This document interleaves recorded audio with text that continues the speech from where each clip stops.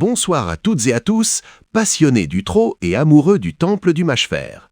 Nous y sommes. Vendredi soir, les projecteurs de Paris-Vincennes s'allument pour une nocturne qui s'annonce électrique. Le meeting d'hiver bat son plein et la tension monte d'un cran. Aujourd'hui, nous plongeons au cœur de la 8e course, le prestigieux prix Guy de la Brosse. Une épreuve européenne de haut vol qui va mettre aux prises 16 compétiteurs de 5 ans sur le parcours sélectif des 2850 mètres de la grande piste. C'est ici, sur cette montée de Vincennes qui brise les cœurs et forge les légendes, que tout va se jouer. Entre chevaux en plein épanouissement, visiteurs aux dents longues et trotteurs en retard de gain, l'analyse s'annonce complexe mais passionnante. Attachez vos ceintures, nous passons au crible chaque partant pour vous livrer la clé de ce quintet plus.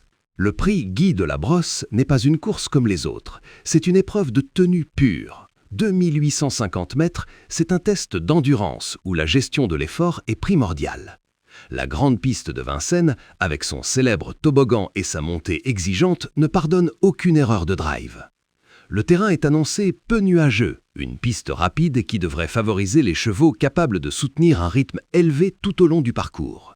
La location de 52 000 € a attiré un plateau de grande qualité et le plafond des gains à 141 000 € nous offre un lot homogène où la moindre défaillance des favoris pourrait ouvrir la porte à de gros rapports. Parlons tout de suite de celui qui est sur toutes les lèvres, le numéro 15, Louloudab. Est-il seulement possible de l'arrêter ? Depuis le début de l'hiver, cet élève de Damien Bonne est tout simplement intouchable. 4 sorties, 4 victoires. Il a littéralement survolé la course référence du 15 janvier, s'imposant avec une facilité déconcertante. Ce qui impressionne chez Louloudab, c'est sa capacité à changer de vitesse dans la phase finale. Il découvre ici un engagement en or massif, à quelques milliers d'euros du plafond. De nouveau déféré des 4 pieds, il est le grandissime favori. Pour beaucoup, c'est le pénalty de la soirée. Mais à Vincennes, le sport reste le sport, et il devra rester vigilant au moment du départ. Face à l'ogre, 2 sérieux clients se dressent sur sa route. D'abord, le numéro 5, Killer Rain. Ne vous fiez pas à son nom de film d'action, c'est un véritable métronome. Lauréat de ses 2 tentatives à Vincennes en décembre, il possède un retard de gain flagrant. Il monte de catégorie, certes, mais son potentiel semble immense.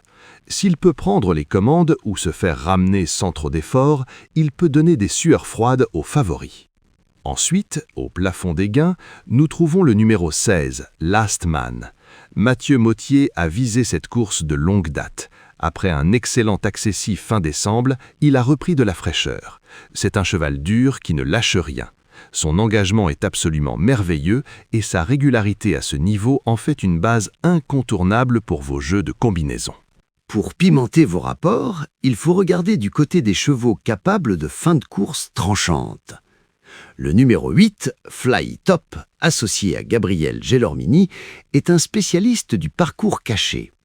S'il bénéficie d'un dos jusqu'à l'entrée de la ligne droite, attention à sa pointe de vitesse finale.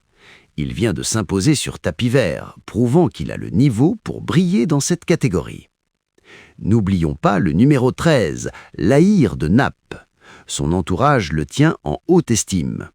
Deuxième récemment derrière un bon élément, il semble monter en puissance. C'est un trotteur qui a de la tenue et qui apprécie les parcours de longue haleine.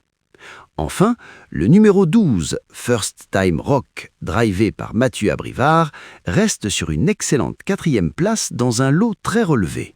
C'est un candidat sérieux pour les places, capable de trotter un chrono canon sur ce parcours. Pour les amateurs de sensations fortes, 2 noms ressortent. Le numéro 10, Leader d'MT, avec Franck Nivard. Ce cheval est un exemple de courage. Il ne gagne pas souvent, mais il donne toujours son maximum. C'est le type même de cheval qui peut s'immiscer en fin de combinaison à une cote intéressante. Et que dire du numéro 9, Legacy JL ? Il joue de malchance ces derniers temps, mais sa compétitivité est réelle. Benjamin Rochard le connaît par cœur. S'il a enfin le passage, il peut en surprendre plus d'un. Un mot sur le numéro 4, Olympus Dragon. Son entraîneur Dion Teslar est confiant. Il a déjà bien fait à Vincennes et vient de se frotter à des chevaux de premier plan aux Pays-Bas. C'est le trouble-fête idéal. À l'inverse, la prudence est de mise pour le 3, l'Ezzo Fighter, déclaré en émoji rouge par son mentor Thierry Duval-Destin. Il restera ferré et semble en préparation pour des objectifs futurs. Récapitulons. Nous avons un favori solide, des challengers affûtés et des outsiders aux dents longues. Voici ma sélection en 8 chevaux pour ce prix Guy de la Brosse. Le numéro 15, Loulou Dab. Le numéro 5, Killer Rain. Le numéro 16, Last Man. Le numéro 8, Flytop. Le numéro 13, Lahir de Naples. Le numéro 12, First Time Rock. Le numéro 10, Leader de Hempt. Le numéro 9, Legacy JL. Voilà pour notre analyse complète de ce Quintet Plus du vendredi 6 février 2026.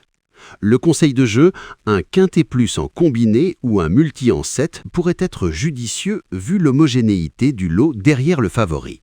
N'oubliez pas que les courses restent un sport d'incertitude, jouez avec modération et selon vos moyens.